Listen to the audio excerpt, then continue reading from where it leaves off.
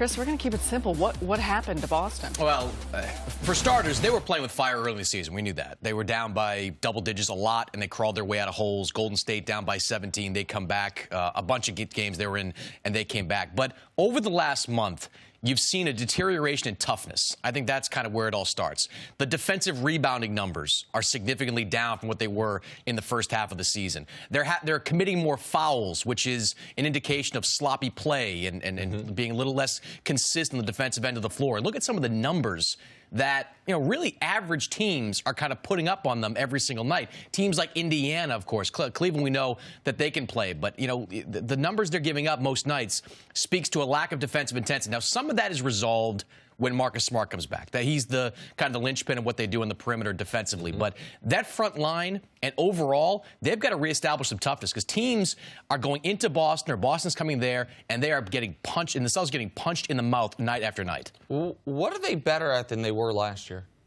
The point guard position, I think they're better at. I love Isaiah. But I think Kyrie is a better fit for this team than last year. I think Al Horford is actually a better player this year than he was last year. So as a team as a whole, do you think they're better than last year? Yeah, they're a better defensive team. The numbers back that up. They're a better defensive team, but they're a far worse offensive team. And last year, we can't blame that on the Gordon. Far worse offensive team. Like how? Right now, I think they're 21st in offensive efficiency. Last year, I think they finished the year 12th or 13th. So I would consider that far worse. But in the totality of it, I don't look. They were Isaiah Thomas centric last year. It was Isaiah, and he was averaging almost 30 per game, and that's great. But flipping out Kyrie Irving and subbing in guys like Jason Tatum, who I think is a much more consistent scorer than Jay Crowder was.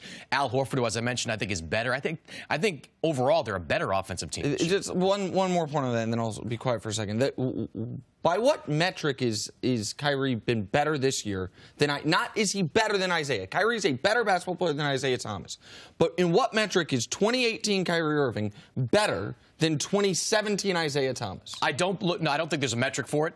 I do think when you get to the playoffs, though, which is all we're really talking about here, Kyrie Irving is a better player than Isaiah Thomas because, first of all, you don't necessarily have to hide Kyrie Irving the way they did defensively on Isaiah Thomas, or Isaiah Thomas was. Right. And second, I just think he can take over a game and do more things in the fourth quarter than IT could. And I believe that offensively, the offensive system, it's not based on the numbers.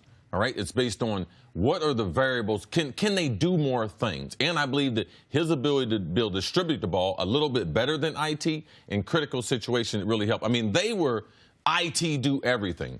Points per game. Even his fourth quarter scoring, I believe, it's inflated because he's really their only option. I just believe that if players like Morris, if he stepped up, he would be able to help them out offensively. I believe that on certain nights, he should be at least their number 2 option and their number 3 option. I believe it relieves some pressure from the young kids who this is the first time that they've had to do what they're doing. And doing it on both ends, it's just a little much for a 19-year-old, a 21-year-old, 20-year-old, because we know the NBA season. They've played spectacular. Being in Brown and Tatum. They're going to be great players for the Celtics. But right now, are they ready to shoulder the mountain load? No. But I believe Morris, his ability, if he stepped in, Marcus Smart coming back, stop shooting as much. Especially falling in love with that three-point shot that he has. I don't know who told him that he was a great shooter, but someone needs to inform him that he's not. But Morris, I just believe he's the type of player, and adding that offensive punch to them would give them what they need offensively, because offensively, man, they are hard to watch. They fall into some lapses that are hard to recover from. I don't care how good your defense is. Well, it's streaky with that second unit, no question. And by the way, with Kyrie being better equipped for the playoffs, remember, they were a Rajon Rondo injury from losing in the first round. Rondo doesn't go out for the Bulls. They're done. I don't believe that with Kyrie in the mix that kind of thing would happen. Okay.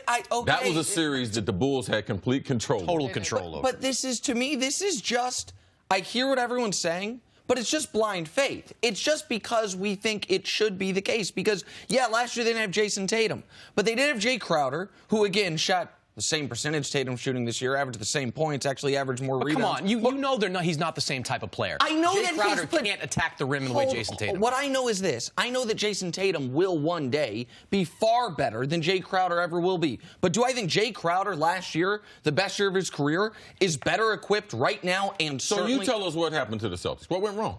But they are, I'll tell you exactly, they are the same. They are, to me, a lesser version, slightly lesser version of the team they were last year. They're a team that, guess what, looked at this lineup and said, the only way we can really compete is it for a championship is if we add a Gordon Hayward. Like, Kyrie, what we keep doing with the Celtics, to me, is looking at what Jaylen Brown will be, what Jason Tatum will be, what Kyrie Irving is, and saying, well, that's obviously they're an improved team, as opposed to saying, okay, but Jason Tatum is taking the minutes Jay Crowder had, and Jay Crowder was awesome last year. Jaylen Brown's taking the minutes Avery Bradley had, and Avery Bradley was really good last year. Kyrie's taking the minutes Isaiah Thomas had. Isaiah Thomas was second-team All-NBA last year. Like, I have no evidence that you mentioned this team could have lost to the Bulls in the first round.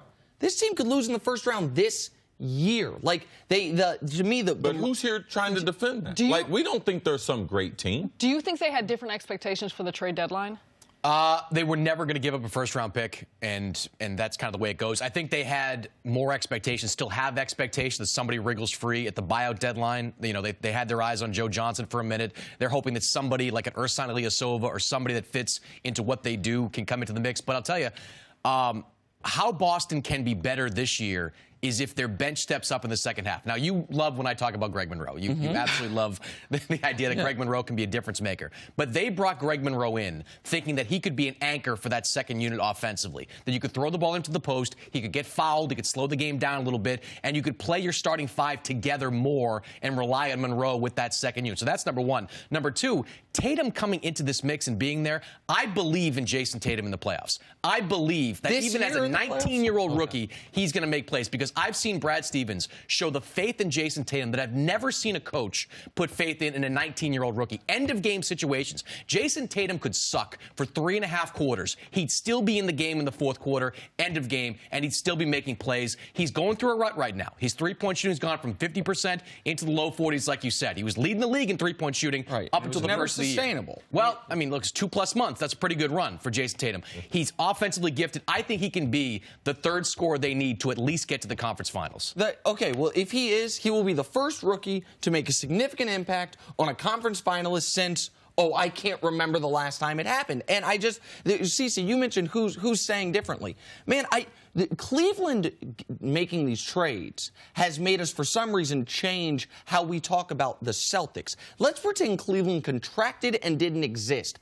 Prior to Cleveland making the trades, the consensus was, the Celtics are the favorites in the East. The Celtics are a team that can make the NBA Finals. I don't know what consensus, like, not on this show. Well, I mean, I did, yeah. Well, he did. The Vegas he's odds. a guest. No, I understand. But it's not just, but it wasn't just Mannix. Mannix gets beat up sometimes on this, but it wasn't just a lot of the NBA analysts were saying the Celtics are the favorite. You know this. And the fact that Cleveland all of a sudden got better shouldn't let the Celtics off the hook for what the hell's happened to them. For 2 months, they've been a 500 team. Like, that's not because the Cavs added George Hill and Rodney Hood. Well, their game changed after the London trip. Where everybody thought they'd come back off that London trip with one game in 9 days, refreshed, ready to play. They didn't. They totally cratered after that. We'll see how they look after the All-Star break. Okay. Thanks for watching. Subscribe here to get the latest from the show. Also, be sure to check out more of the best clips from First Things First, or go watch a few segments from our other shows on FS1.